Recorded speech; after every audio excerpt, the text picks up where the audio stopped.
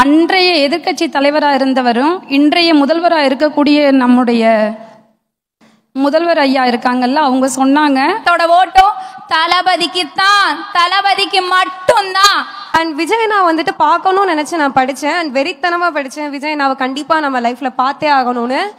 எனவே வந்துட்டு நம்மளோட அடுத்த கல்வி விருது விழால தமிழகத்தோட முதலமைச்சராக போற விஜயண்ணா அவர்கள் தலைவர் செயலகத்துல உட்காந்து நம்ம அனைவருக்கும் விருது அளிப்பாரு அப்படிங்கறதுல நான் ரொம்ப ஆணித்தனமா இருக்கேன்.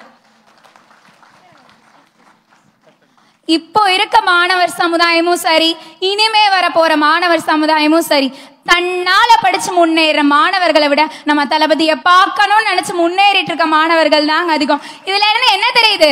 இனிமே வர போற ஒவ்வொரு இளைஞர் சமுதாயத்தோட ஓட்டும் தளபதிக்கு தான், தளபதிக்கு மட்டும்தான். அனைவருக்கும் வணக்கம். ஒரு சின்ன விஷயம் நான் தளபதி கிட்ட இன்னைக்கு சொல்லணுங்கிறது என்னுடைய நீண்ட நாள் கனவாவே இருந்தது. ஒரு 2013ஆம் ஆண்டுல இருந்தே ஆசிரியர் தகுதி தேர்வு அப்படின்னு சொல்லிட்டு நம்ம தமிழ்நாட்டில் இப்போ நடந்துகிட்டு இருக்குது. அந்த ஆசிரியர் தகுதி தேர்வு 2012ஆம் வருடம் என்னோட பொண்ணு 2 வயதாக இருக்கும்போது ஆரம்பித்த தேர்வு. அந்த நேரத்தில் என்னால் படிக்கக்கூடிய சூழ்நிலை சரியா இல்லை, பிள்ளைங்களை வளர்க்குறதுனால என்னால் படிக்க முடியலை. 2013ஆம் வருட தேர்வில் தாள் 1 வெற்றி பெற்றேன். தேர்வில் எழுதியும் எங்களுக்கு வேலை கிடைக்கல. திரும்ப 2017ஆம் ஆண்டு தேர்வில் தாள் 1 தாள் 2 இரண்டுலையுமே நான் வெற்றி அடைஞ்சேன். ஆனால் எங்களுக்கு அப்பையும் வேலை போடலை. அதுக்கப்புறம் 2018ஆம் வருடம் ஜூலை மாதம் 20ஆம் தேதி தகுதி தேர்வில் வென்றவங்க தகுதி மட்டும்தான் உங்களுக்கு, போட்டித் தேர்வு திரும்ப எழுதினாதான் உங்களுக்கு வேலை அப்படின்னு சொல்லிட்டு எங்களை மட்டுப்படுத்தி எங்களோட வாழ்வாதாரத்தையே சிதைச்சாங்க. எங்களுக்கு வேலை கிடைக்காம ஒவ்வொரு போராட்டங்களும் ஒவ்வொன்றுமே இன்னைக்கு தமிழ்நாட்டில் நிறைய பேர் எடுத்து நடத்தினாங்க. ஆனால் இதுவரைக்கும் வேலை போடலை. அதுக்கப்புறம் உங்களுக்கு போட்டித் தேர்வு நடத்துவேன்னு சொன்னவங்க இதுவரைக்கும் இப்போதான் கடைசியாக 2024 தான் போட்டித் தேர்வு நடத்தினாங்க. நம்மளுடைய டிவிகே தலைவர் விஜய் சார்ட்ட நான் ஒரு விஷயம் சொல்லணும்னு நினைக்கிறேன்.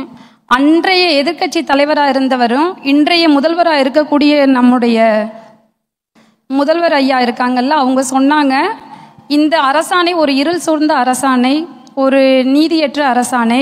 இதை பற்றி பேசுறதுக்கு நான் சட்டசபையில் நான் கேட்டேன். ஆனால் எனக்கு அதுக்கான வாய்ப்புகள் மறுக்கப்படுது. நான் ஆட்சிக்கு வந்த உடனேயே உங்களுக்கு நான் வேலை போடுவேன் அப்படின்னு சொல்லி வாக்குறுதி கொடுத்து தான் எங்களுக்கு வந்தாங்க ஆட்சிக்கு. ஆனால் இவ்வளோ போராட்டங்கள் நடத்தியும் எங்களுக்கு இதுவரைக்கும் எந்த வேலையும் கொடுக்கல. நியமன தேர்வு ஒன்று நடத்தினாங்க. அந்த நியமன தேர்வு நடத்தும் போது படிக்கக்கூடிய சூழல் எல்லா பெண்களுக்கும் ஆண்களுக்கும் சரியாக இருக்காது.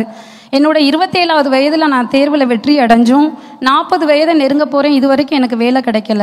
அதனால நான் சுருக்கமாக என்ன சொல்ல வரேன்னா, தளபதி நம்மளுடைய 2026ஆம் ஆண்டு சட்டமன்ற தேர்தலில் வெற்றி அடைஞ்சு ஆசிரியர் தகுதி தேர்வில் வெற்றி பெற்றவங்களுக்கு நியமன தேர்வு என்ற 2வது தேர்வு முறையை ரத்து செய்யணும்.